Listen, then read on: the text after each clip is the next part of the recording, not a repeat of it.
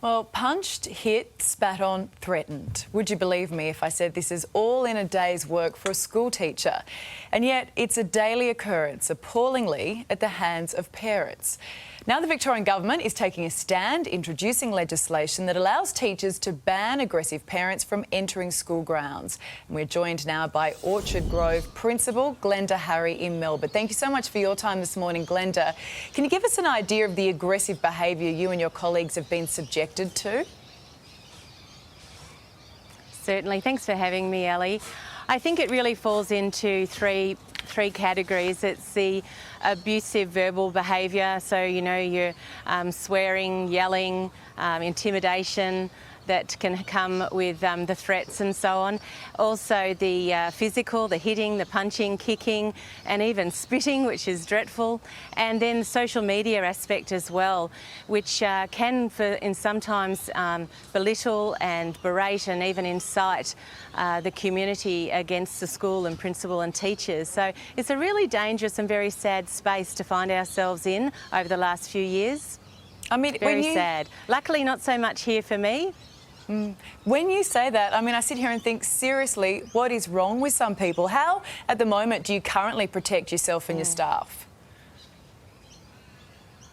Yeah, that's a great question. It's a really hard space, to be honest. If we've got the heads up that something is amiss with some of our parents, we'll always make sure that our teachers are supported from a senior person on our leadership to meet with them if they're wanting some sort of dialogue or conversation with the parents.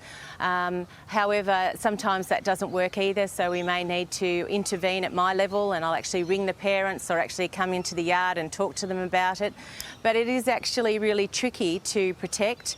I think there are times that we'll actually move conversations into a really public space to maybe cause some pressure on those parents to behave because they have an audience they weren't expecting, all those sort of things. But in addition, as a principal, I'm a real fan in principal office design to have 2 doors and to make sure that you've got a way of escape. So most principals have the policy of open door, come and see me whenever, but our offices are usually at the front of the school, Ellie, so they're right at the foyer, so you can have someone enter into your office that could potentially be violent, and you've got no way of escape in a quick manner. So to have a separate door that you can get out, that can be helpful, and I've needed that myself over the years. I can't believe that you need an exit plan to escape parents. But let's talk about this legislation that Victoria is looking to introduce. Pretty sad. What kind of behaviour would, say, cop a 14-day ban, and what would see a parent blocked from school grounds for, say, a year?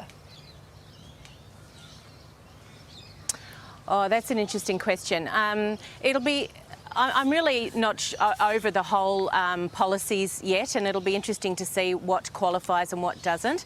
But I would imagine the 14-day ban will be the one mostly used, and it'll be for really inappropriate violent behaviour towards teachers and principals, and the swearing and so on. I think that if it's really getting out of hand and we're not able to de-escalate the situation, I think that it could warrant that.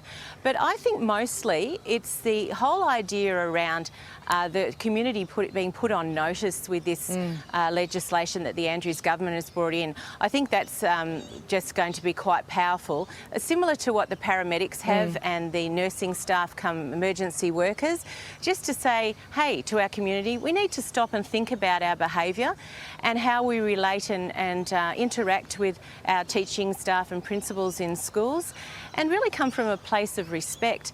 And then the flip side of that, of course, with this new legislation, is that principals and teachers are now feeling that they've been heard. And really the message, and it's a very strong psychological message of safety to us in the education sphere, that they've got our back, that really they've acknowledged that there's a problem and we're going to do something about it. But how it all plays out will be interesting. OK, we've got to keep our teachers and our principals safe. Glenda, thanks for joining us this morning. We appreciate it.